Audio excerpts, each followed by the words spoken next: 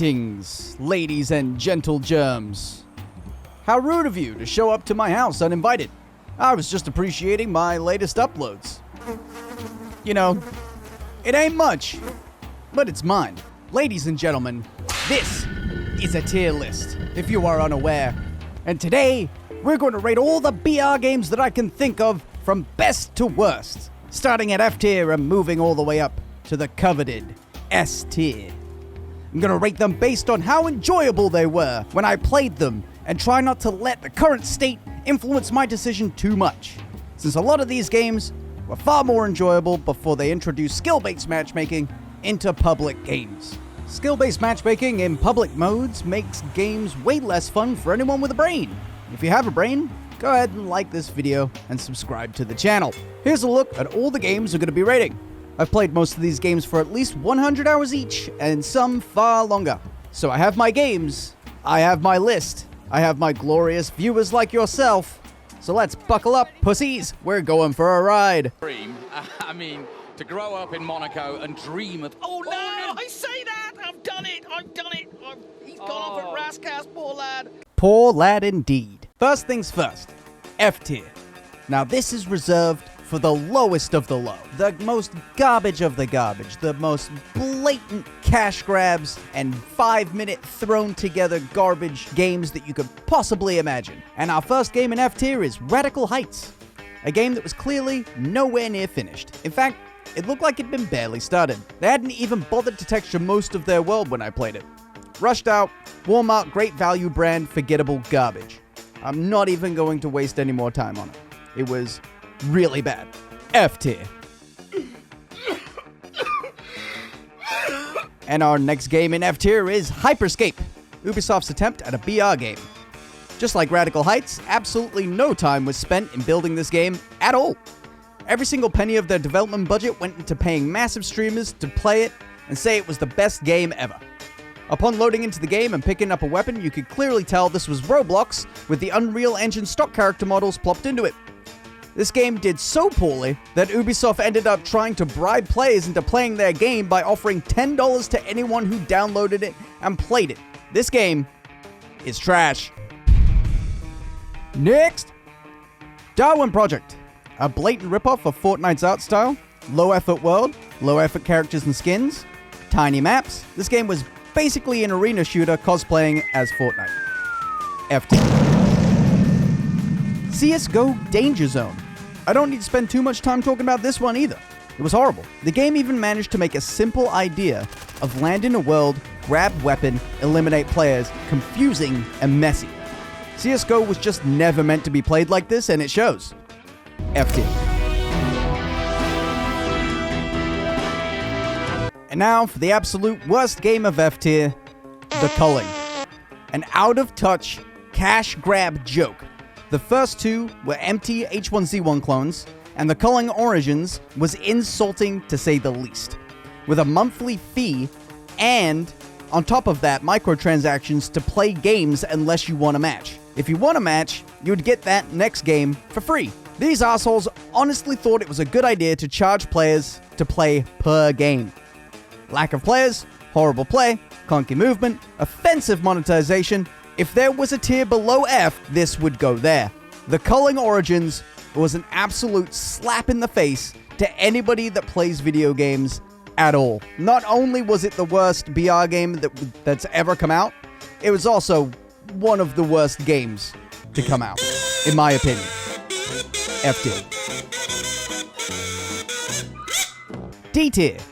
Basically, games that didn't quite hit the mark, but there was something there that could have been great. Battlefield Firestorm. Could have been a great game, but it suffered from classic DICE levels of unplayability at launch. There was a game here, if they just made it work before they released it, but they didn't. The gameplay was good, the world looked great. It was just unplayable most of the time, and when you managed to get it to work, there were no players to play the game with. So it was just kind of sad.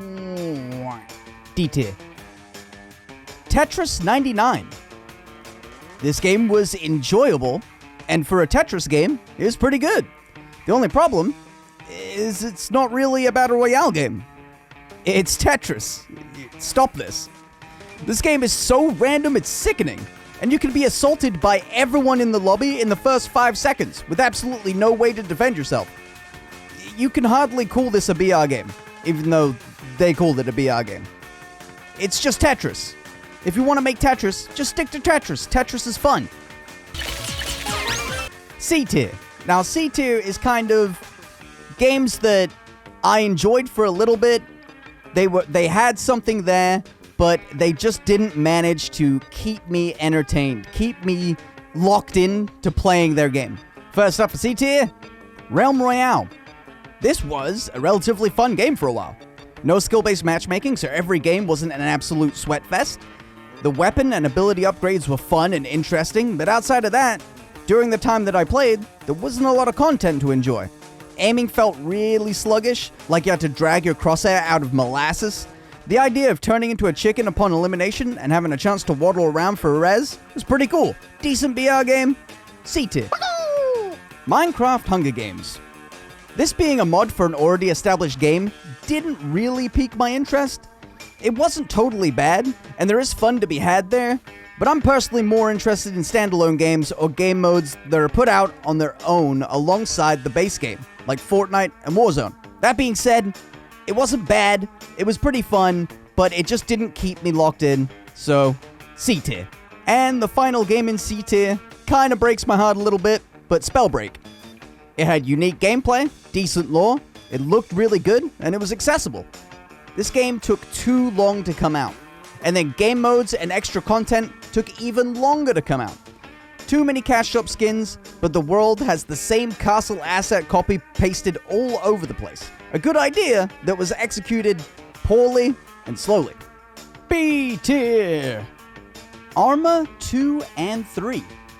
For its time, it was spectacular. Looked good, felt decent, and was interesting. Looking back on it now, it felt like basically Rust BR. There were lots of weapons, vehicles, fun ways to play. One downfall was everything damages you, including shortfalls and light crashes in ATVs. All in all, it was quite a good experience, and even still holds up pretty good today. Call of Duty Blackout. This game could have been actually A tier quite easily, if it had just been able to deliver some more content. The gunplay was really good, lots of weapons, huge map, random zombie spawns. This BR had it all. With a little more support, it could have been A, or maybe even S tier. H1Z1. We all loved H1Z1. For most of us, it was our entrance into BR style games. The map was huge, there were vehicles and proximity chat. Its downfalls were the gunplay, hackers, and lack of weapon diversity. Apart from that, it was really fun. My favorite part of H1Z1 was finding vehicles missing a battery or something and having to go find it, or eliminating a player and looting the keys off of them. I felt that survival aspect was really interesting and exciting, until they did away with it. Still B tier experience though. A tier. Fortnite. Even though the thought of it makes me cringe out of my skin now, I really enjoyed Fortnite back when I played it a lot. Gunplay was really good for a game that was never meant to have a PvP gunplay in it at all. It felt crisp, responsive. The building offered a fun new way to engage with enemies and nope out of conflicts. The art style was refreshing and new, and the monetization didn't feel overly predatory. If you wanted skins, they were there, but you didn't need to get any of that stuff to have a good time. I always had fun playing Fortnite. I just wish my Twitch chat didn't fill up with 10-year-olds every time I beat a big streamer. It was never a nice experience to have 1,000 kids flood into your chat and call you a stream sniper after eliminating someone whose name was Dipshit Bomber 2389. Still an A tier experience though.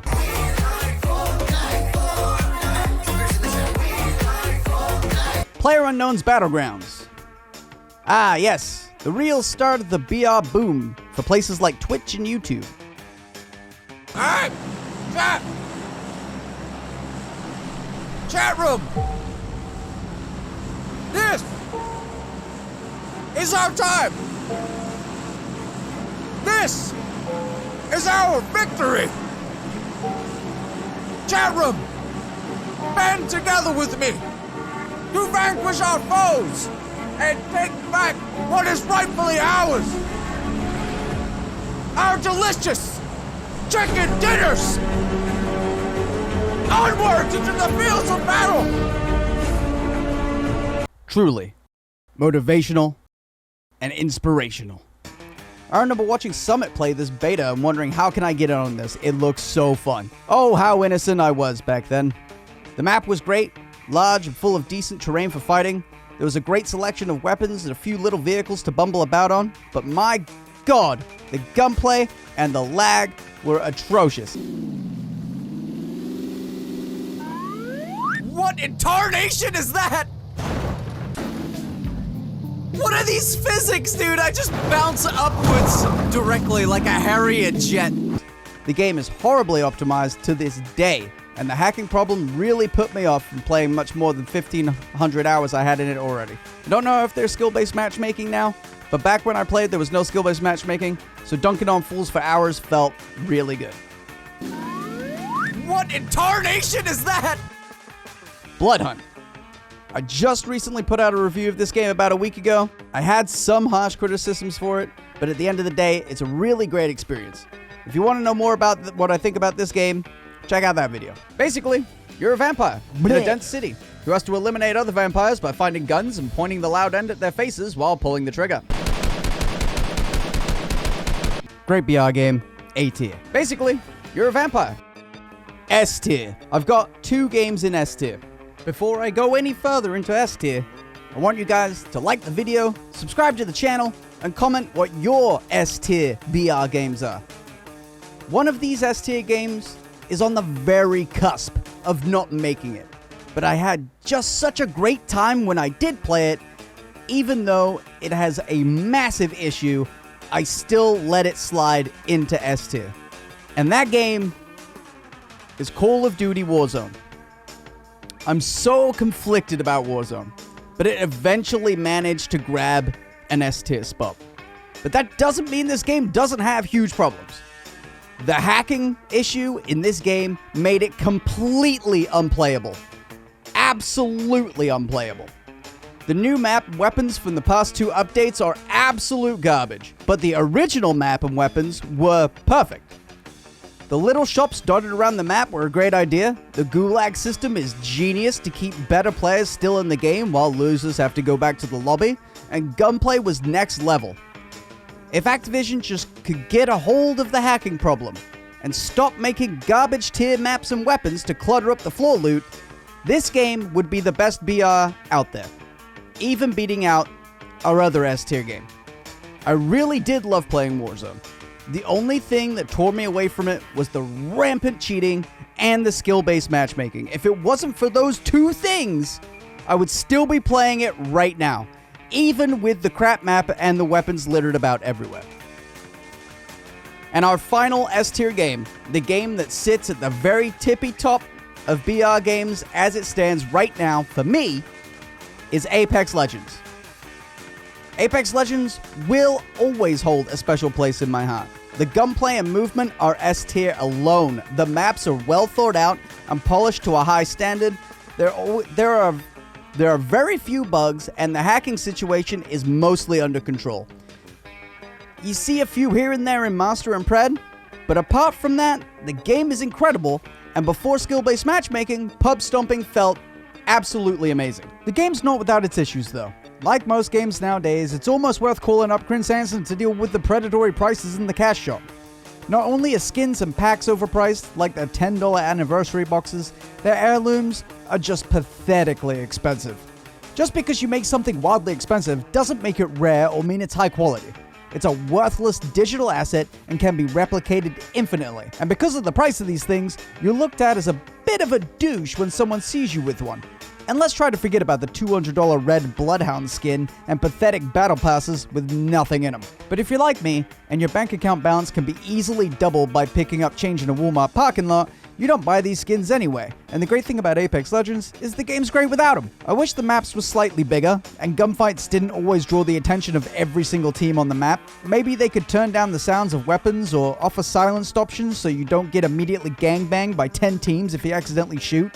But that's about all the gripes I have with the game. Solid experience, plenty of content and game modes, practice range, and 3v3 arenas. Splendid. S tier, an absolute chad of a video game. And with that, that concludes my Battle Royale tier list for 2022. If anything changes, I'll be sure to make another one. Let me know down in the comment section down below if there's anything you would like to see me make another tier list on, or a game you would like me to cover, or something you'd like me to do. Alright, go watch my recent video on Vampire Masquerade Blood Hunt.